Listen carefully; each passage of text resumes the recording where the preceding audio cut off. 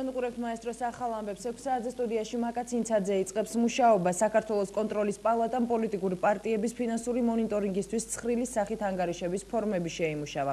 პოლიტიკური პარტიის მიერ ინფორმაცია ნებისმიერი სახის შემოწირულობის მიღების შესახებ ფორმა ნომერი 1-ის მიხედვით უნდა შეივსოს. ამ ფორმაში გაერთიანებულია 3 სახის ცხრილი, რომელიც ეხება პოლიტიკური პარტიების ანგარიშებზე, ფიზიკური პირების მიერ განხორციელებულ შემოწირულობებს, ასევე პოლიტიკური პარტიებისთვის ფიზიკური პირების მიერ განხორციელებულ არაფულად შემოწირულობებს, მათ შორის პარტიების მიერ შეღავათიანი პირობებით მიღებულ ყველა სახის მატერიალურ ფასეულობას და მომსახურებას, კომერციული ბანკებისგან მიღებულ კრედიტსაც.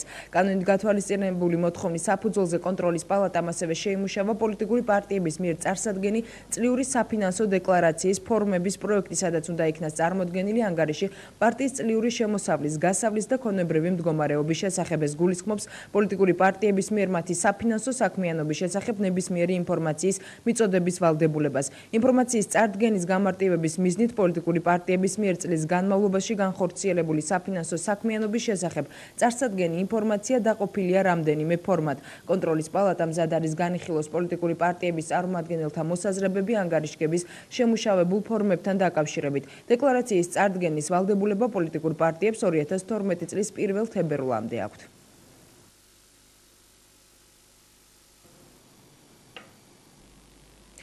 კონტროლის პალატა ქართულ ოცნებას 1 ნოემბრიდან 1 იანვრამდე ფინანსური საქმიანობის შესახებ ინფორმაციას თხოვს, როგორც კონტროლის პალატის მონიტორინგის სამსახურის ხელმძღვანელი ნათია მოგელაძე აღნიშნავს, ქართული ოცნებისთვის პოლიტიკური პარტიებისგან განსხვავებული სახის წერილი გაგზავნეს, მაგრამ ამ შემთხვევაში კონტროლის პალატა კანონით მინიჭებულ უფლებას იყენებს, რაც იმას ნიშნავს, რომ ფინანსური გამჭვირვალობის შესახებ ინფორმაციას იმ საზოგადოებრივი მოძრაობიდანაც ითხოვს, რომელიც პოლიტიკურ პარტიებთან არის დაკავშირებული და რომელმაც პოლიტიკური მიზნების დეკლარირება მოახდინა.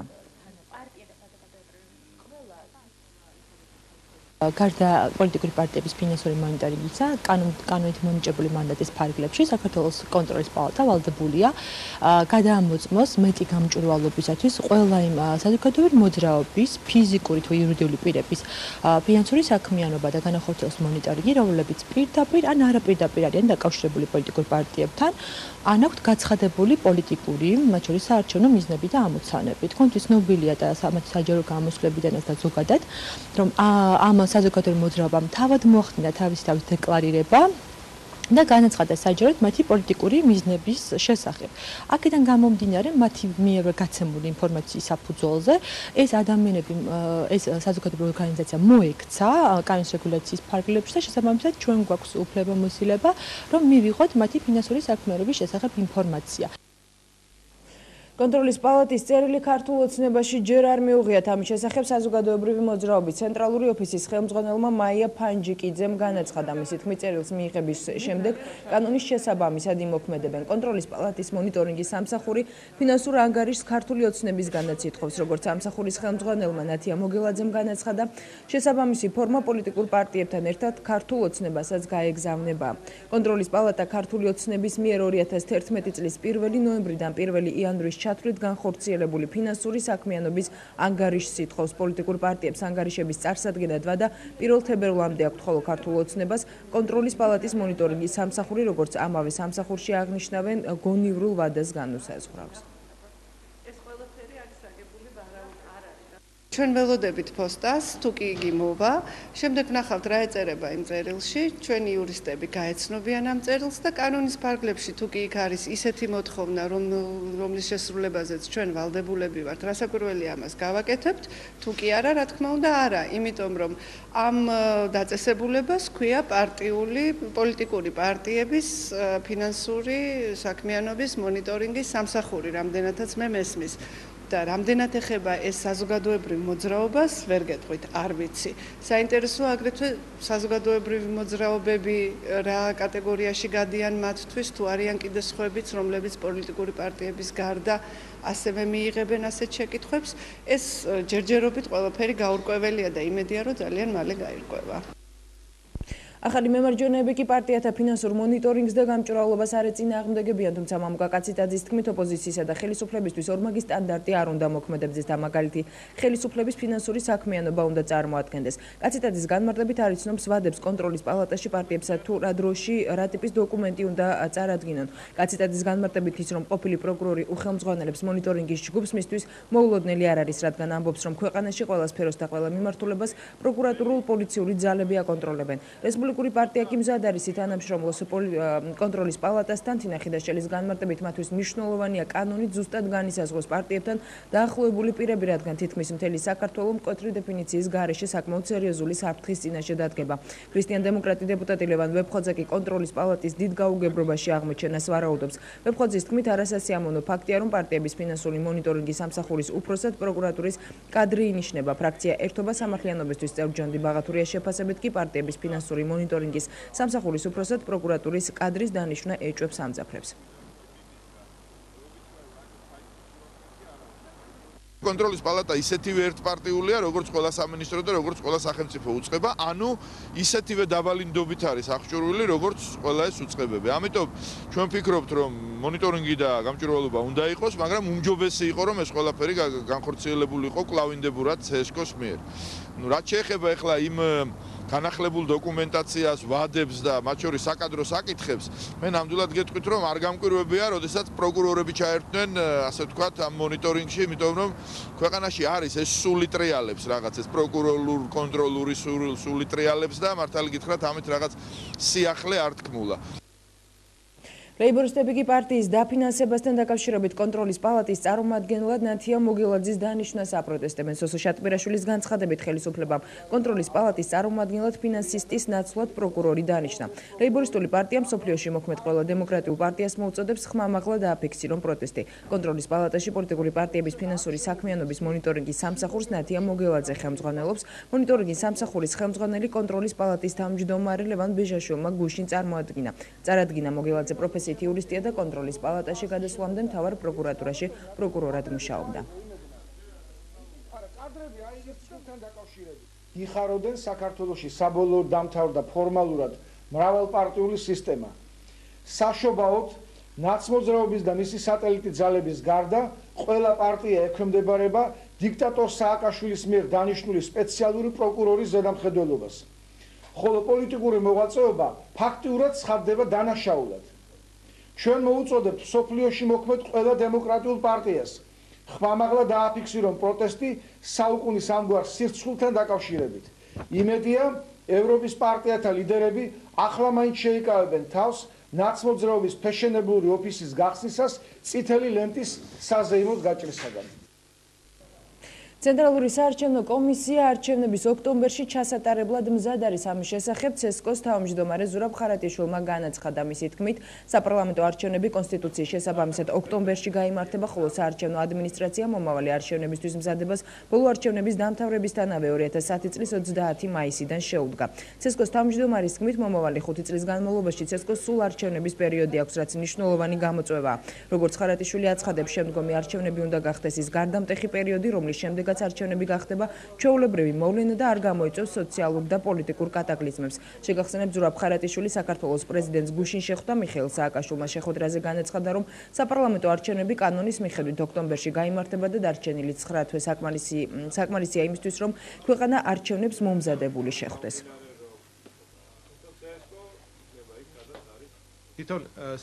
თვითონ საარჩევნო ადმინისტრაციას ფაქტიურად არანაირი მექანიზმები არ გააჩნდა, პრაქტიკული მექანიზმები, მაგალითად წლიური ანგარიშებს ჩვენთან მხოლოდ მოქონდათ 1 თებერვლამდე და გაზეთის ამონაწერთან ერთად რა ჩვენ ვთქვათ რომელიღაც გაზეთში დავბეჭდეთ და ჩვენ გვაბარებდნენ ამაზე ყოველგვარი რეაგირების უფლებამოსილების გარეშე. თვითონ საარჩევნო კამპანიას რაც შეეხება, მაგ დროს იქნებოდა 5-კაციანი მონიტორინგის, ფინანსური მონიტორინგის ჯგუფი, რომელსაც ფაქტიურად ფუნქციების თვალსაზრისით არაფერი, ასე ვთქვათ, რეალური მექანიზმები არ ჰქონდა კონტროლის, მხოლოდ გადახედავდა ჩაბარებულ დეკლარაციას. გადატანა კონტროლის პალატაში იყო დადებითი მომენტი იმ თვალსაზრისით, რომ მათ ბევრად უკეთესი გამოცდილება გააჩნიათ და ის რეფორმები, რომელიც მე ვიცი, რომ ტარდება კონტროლის პალატაში, აუდიტის საერთაშორისო სტანდარტების დამკვიდრების და სერტიფიცირების საერთაშორისო ასე ვთქვათ, გამოცდილების და ხარისხის კონტროლის დამკვიდრების კუთხით, აი სულ ესეთი პროფესიული კუთხით საუბრობ, ჩემი მხრივ პროფესიულობას იწვევს როგორც აუდიტორის. ამიტომ მე ამ საკითხში არ ვიყავი, ასე ვთქვათ, წინააღმდეგი იმის, რომ ეს კონტროლის პალატას გადაცემოდა როგორც უფრო კვალიფიციურ ორგანიზაციას. საზოგადოებრივი მოძრაობა ქართულ ოცნებას ვეტერანის ქართველი ჩოგბურთელი ალექსანდრე მეტრეველი შეუერთდა. ქართული ოცნების წევრადის ოფიციალურად დღეს დარეგისტრირდა, როგორც ალექსანდრე მეტრეველმა რეგისტრაციის გავლის შემდეგ აღნიშნა, პირადად მისი და მთლიანად ქართული საზოგადოების ოცნებაა, რომ ქვეყანას ბიძინა ივანიშვილი ჩაუდგეს სათავეში. ვეტერანი სპორტსმენის განცხადებით ქართულ ოცნებაში იმიტომ გაწევრიანდა, რომ ამ მიზნის მიღწევაში თავისი წვლილი შეტანა სურს. რაც შეეხება საზოგადოებრივ მოძრაობაში მისი ინტერესისა და მოქმედების სფეროებს, ალექსანდრე მეტრეველის განცხადებით, სპორტის უფრო მეტად კი ბურთის განვითარების საკითხი დაინტერესდება. შეგახსენებთ, სპორტული კარიერის განმავლობაში ალექსანდრე მეტრეველს მრავალი მნიშვნელოვანი გამარჯვება აქვს მოპოვებული. პროფესიის ჟურნალისტი ალექსანდრე მეტრეველი ამჟამად ტელეკომპანია რუსეთის ტელეკომპანია NTV+-ის სპორტული კომენტატორია. ოცნება, მე მგონი მარტო შემიგიარა მთელი ჩვენი ხალხის და საზოგადოების ოცნება, რომ ბიზნა ივანიშვილი გახდეს, ესე იგი, სათავეში ჩვენი სახელმწიფოს, ჩვენი ქვეყნის.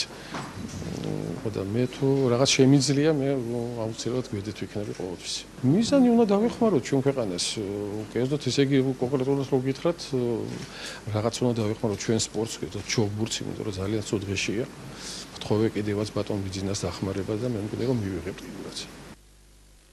პარტია საქართველოს გზა ქვეყანაში მიმდინარე მოვლენებს გამოეხმაურა და ხელისუფლება საერთაშორისო ორგანიზაციების მიერ ქვეყნისთვის მიცემული რეკომენდაციების შესრულებისკენ მოუწოდა. საქართველოს გზის საერთაშორისო მდივანი თეიმურაზ მურვანიძემ ყურადღება Human Rights Watch-ის იმ დასკვნაზე გაამახვილა, რომელიც ახალ სამართალდარღვევათა ადმინისტრაციულ კოდექსს ეხება. მურვანიძემ ახალ საარჩევნო კოდექსზე, ასევე ამერიკის ელჩის ჯონ ბასისა და ევროკავშირის წარმომადგენლების შეფასებებზეც ისაუბრა. მისი განცხადებით, ბიძინა ივანიშვილის პოლიტიკაში გამოჩენამ ხელისუფლება დააფრთხო და ისინი არჩევნების კიდევ ერთხელ გაყალბებას შეეცდებიან. ახალი წლების პერიოდით უნდა ხელისუფლებას გადაფაროს საარჩევნო კოდექსთან დაკავშირებული საკითხები. ხელისუფლება კი იყენებს არგუმენტს, რომ ვენეციის კომისიის დასკვნის შესაბამისობაში მიიღეს ეს კანონი, მაგრამ აქ თაღლითობას აქვს პირდაპირ ადგილი, იმიტომ რომ ვენეციის კომისიას ჰქონდა თავისი დასკვნების სხვა რედაქციაზე და პარლამენტში განსახილველად და დასამტკიცებლად შეიტანეს აბსოლუტურად სხვა რედაქცია.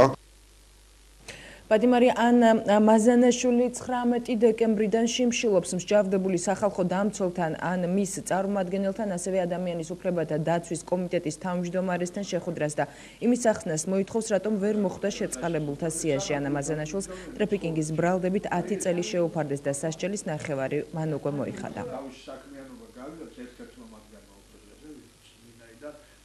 ძალიან ხშირ შემთხვევაში ხდება, რომ განსაკუთრებით ძიმე დანაშაულისათვის მსჯავრდებულები, რომელსაც არათუ ნახევარი 1/4-იც კი არა აქვთ მოხდილი და ისინი თავისუფლდებიან შეწყალებით, ხოლო მან უკვე მოიხადა ნახევარი მის საკითხს იმ მოტივით, რომ თითქოს რადგან განსაკუთრებით ძიმე დანაშაულთა კატეგორიას განეკუთვნება ის, რაც მას უკანონოდ დაუსამართლოთ, მაგრამ მაინც შეფარდებული აქვს. ის ამიტომ არ იხილავდნენ საკითხს, შემდეგ განიხილეს და უარი უთხრეს და აი ამ თემებზე უნდა მას ლაპარაკი, ისე რომ მისი მოთხოვნა არის ძალიან მარტივი და შესრულებადი, უბრალოდ რომ მივიდნენ, გაესაუბრონ, დაელაპარაკონ. ბათუმში კი ხიმშიაშვილის ქუჩაზე უბედური შემთხვევა მოხდა. ორი ავტომობილის შეჯახების შედეგად ერთი ადამიანი გარდაიცვალა, სამი კი მძიმე დაშავდა. მძღოლი ვიტალი იასაკია საავადმყოფოში მიყვანიდან 3 საათში გარდაიცვალა. დაშავებულებს გადაუდებელი ოპერაცია ჩაუტარდათ. მედიკოსები მათ მდგომარეობას კრიტიკულად აფასებენ. დილა ჩვეულებრივად ჩაგუტარა კონფერენცია და მე აღარ გვინახავს. ნიკა ექიმი მუშაობს ჩვენთან, ალბათ 10 წელი იქნება. ძალიან კარგი ხელმძღვანელი იყო ჩვენ მაგ ადამიანზე. ოდნავადაც უც ვერ ვიტყვით, იმიტომ რომ ყველას გვიყვარდა. საქართველოს ფეხბურთის ფედერაციის პრეზიდენტმა ზვიად სიჭინავამ კი გუშინ გასულ წელს ტოტალიზატორთან დაკავშირებულ ფინანსურ მაქინაციებში ბრალდებულ 5-ვე ფეხბურთელს, რომლებიც ფეხბურთს სამუდამოდ ჩამოაშორეს, დისკვალიფიკაცია მოუხსნა. გიგა ბეჭვაიას, სპარტაკ გოგიას, როინ ონიანს, ლევან ვართაგავსა და კახა კირთაძეს ბრალი დასდეს სხვადასხვა მატჩებში. თამაშის სხვადასხვა კომპონენტზე გარკვეული გასამსჯელოს სანაცვლოდ ხელოვნურად ზეგავლენის მოხდენა. შეწყარებულმა ფეხბურთელებმა ფეხბურთის ფედერაციას მადლობა გადაუხადეს, ისინი საფეხბურთო კარიერის გაგრძელებას გეგმავენ.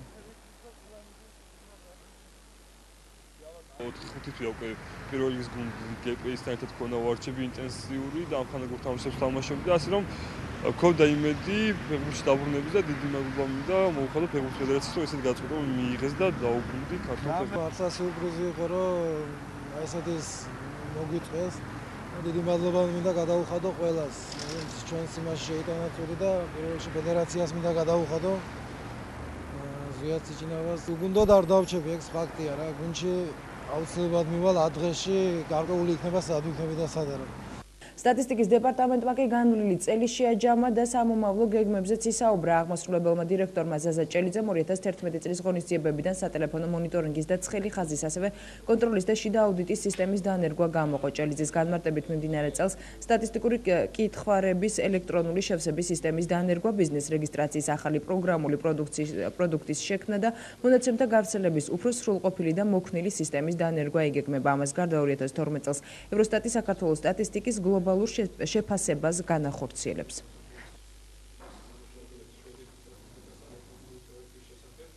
2011 წლის ძირითადი წარმატებები რამდენიმე კრიტერიუმი გვაქვს. პირველი ეს არის მომხმარებელთა მომსახურება და მნიშვნელოვნად გაიზარდა სტატისტიკური ინფორმაციის მომხმარებელთა რაოდენობა, როგორც ვებგვერდზე შემოსულების რაოდენობა, ასევე სხვა კუთხით.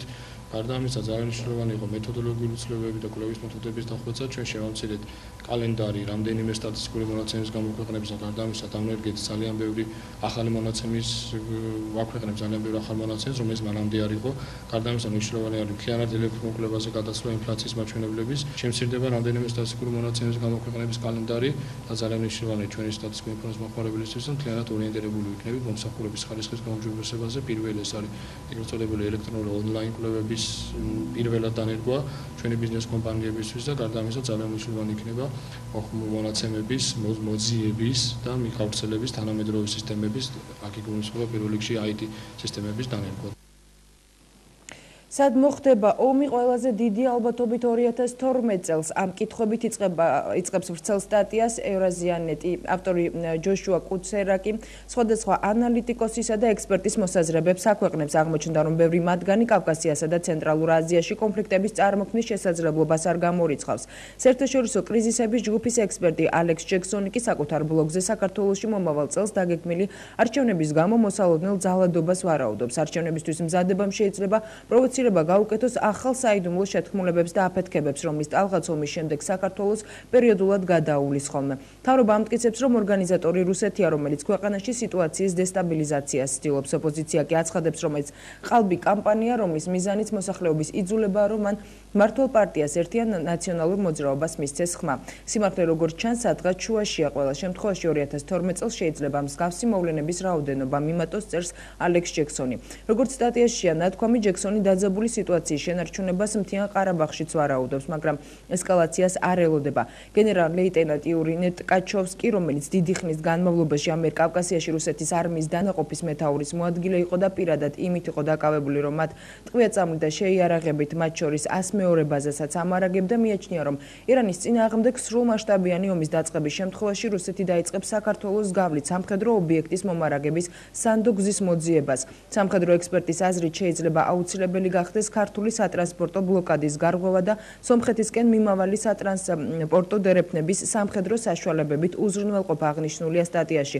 ჯოშუა კუცერა სტატიაში მოყვანილი აქვს ასევე ევრაზიანეტის ბლოგის The Bug PT-ის ოფიციალური სია თუ სად არის ყველაზე მეტად მოსალოდნელი კონფლიქტები 2012 წელს. ეს არის სომხეთ-აზერბაიჯანის ომი მთიანი ყარაბაღის ირგვლივ, სამოქალაქო ომი ტაჯიკეთში, უზბეკეთის პროვოკაცია ტაჯიკეთის ყირგიზეთის წინააღმდეგ და ამას გარდა დამატებითი შესაძლებლობები სამხედრო მოქმედებების საქართველოს ეგრეთ წოდებული სამხრეთ ოსეთის, აფხაზეთის, რუსეთის მონაწილეობით. სტატიის ქართულ თარგმანს კი მე შეგახსენებთ Foreign Press-ი ავრცელებს.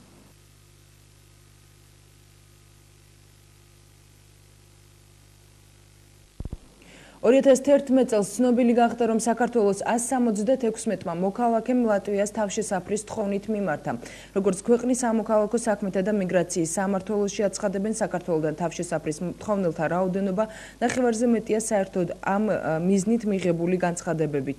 საქართველოს მოქალაქების გარდა ლატვიაში თავშესაფარი ითხოვა კონგოს 39-მა, რუსეთის 18-მა, ირანის 16-მა და კამერუნისა და ლიბიის 10-მა მოქალაქემ, როგორც სამოქალაქო და მიგრაციის საქმეთა სამინისტროს წარმომადგენელი ანდრე რიაბცევი აცხადებს, ამ დროისთვის 27 განცხადება დაკმაყოფილებულია.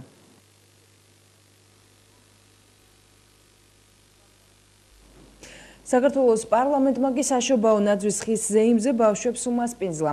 რუსთაველის სახელობის დარბაზში პარლამენტის წევრებისა და აპარატის თანამშრომელთა შვილები, ბავშვთა სახლის აღსაზრდელები და დევნილი ბავშვები შეიკრიბნენ. საახალწლო ნაძვის ხის ზეიმზე მათთვის კონცერტი ტრადიციულად ბასტი ბუბუს ჯგუფის წევრებმა გამართეს. საშობაო ნაძვის ხის ზეიმი პარლამენტში ტრადიციულად ყოველ წელს იმართება. კონცერტი 6 და 7 იანვარსაც გაიმართება. დღესაც ესე დაიწყო ამ კონცერტების სერია, რომელიც გაგრძელდება 3 დღის მანძილზე და ეწრებიან როგორც პარლამენტარების შვილები, ასევე იძულებით გადაადგილებული ბავშვები და ასევე უნარშეზღუდული ბავშვები. ძალიან კარგი ტრადიცია ჩამოყალიბდა პარლამენტში, საშობაოდ პარლამენტის ყველა თანამშრომელი, ყველა პარლამენტის წევრი თავის შვილებთან ერთად, ასევე დევნილთა და სოციალურად დაუცველთა ოჯახებიდან ბავშვები მოყავს და ერთად ულოცავენ ბავშვები ერთმანეთს და თეკლა უკვე მესამე წელია სტუმარია წელს იმღერა კიდევაც და თვითონაც მიულოცა ბავშვებს ახალი წელი. როგორც ყოველთვის პარლამენტის კონცერტი ძალიან კარგია. ბავშვები ძალიან ხიარულობენ. მაყოფილები ვართ მეც და ჩემი პატარები. სათნოების სახლს კათარზისში კი სუპერ ბებია და სუპერ ბაბუა 2012 გამოავლინეს. სუპერ ბებია 77 წლის მაყვალა ბერძენიშვილი, ხოლო სუპერ ბაბუა 77 წლის გიორგი შენგელაია გახდა. კონკურსის გამარჯვებულები კომპანია თელასმა 300 ლარი დააჯილდოვა. დანარჩენ მონაწილეებს კი 50 ლარი და ტკბილეული გადასცეს. კონკურსში საქართველოს სხვადასხვა რეგიონში განლაგებული სათნოების სახლებიდან 30 ხანდაზმული მონაწილეობდა. ისინი ერთმანეთს ცეკვაში, სიმღერაში და ლექსის კითხვაში ეჯიბრებოდნენ. კონკურსი თელასის ფინანსური მხარდაჭერით გაიმართა. კომპანია ტრადიციული საქველმოქმედო აქციის ფარგლებში კათარზის ზამთრის პერიოდში მოხმარებული ელექტროენერგიის საფასურს დაფარავს. შეხედულებით არავგევარ ხო ბაბუას მაინც და მაინც და მეც არ ამჯერა რომ ამ 77 წლის კაცი ვარ. პირველი შვილი შემეძინა. ელას სუპერ ბაბუობა თლა უვალესი ემოცია არჩევს და შევეუბნო ბაბუობას და გოგონებზე და შევეშვა სიმღერებს. მე სუპერ ბებიების შეგრძნებას ფიქრობდი რაღაცა წინასწარი შეგრძნების შედეგად. ღირსეული პიროვნება იყო ორივე მათგანი. კონკურსანტები ძალიან ძლიერები, დამეთანხმეთ, ვინც ნახა კონკურსი, ამაში დამეთანხმება, საკმაოდ კარგად მომზადებული. ბოლო 2 თვე მხოლოდ აი ამ კონკურსით ცხოვრობდნენ ჩვენი მოხუცები. ემზადებოდნენ, გადიოდნენ რეპეტიციებს. მსგავსი აქციების მიზანია, რომ ჩვენ მათ ვაგრძნობინოთ, რომ დავეხმაროთ, რომ იგრძნონ თავის საზოგადოების სრულუფლებიან წევრებად, იმიტომ რომ საზოგადოებისთვის ძალიან ბევრი გააკეთეს. და ეხლა ჩვენი ჯერია რომ მათ ის დაუბრუნოთ, რაც მათ ჩვენ გაგვიკეთეს. სრულიად საქართველოს კათოლიკოს პატრიარქის უწმინდესისა და უნეტარისის ილია მეორის დააბადების დღე ფონდი ამნანამ და ზაქარია ფალიაშვილის სახელობის ოპერისა და ბალეტის ორკესტრმა საქველმოქმედო კონცერტით აღნიშნა. სპეციალურად საქველმოქმედო ღონისძიებისთვის ჯუზეპე ვერდის ოპერა ბედის ზალა საკონცერტო ვარიანტით შესრულდა. კონცერტში მონაწილეობის მისაღებად უცხოეთში მოღვაწე ქართული საოპერო მომღერლები ჩამოვიდნენ. საქველმოქმედო გალა კონცერტზე ოზურგეთში მცხოვრებ დიასამიძეების 8-შვილიან ოჯახს სახლის გასაღები გადაეცა. შეგახსენებთ 4 იანვარს სრულიად საქართველოს კათოლიკოს პატრიარქ ილია მეორის 79 წელი შეუსრულდა.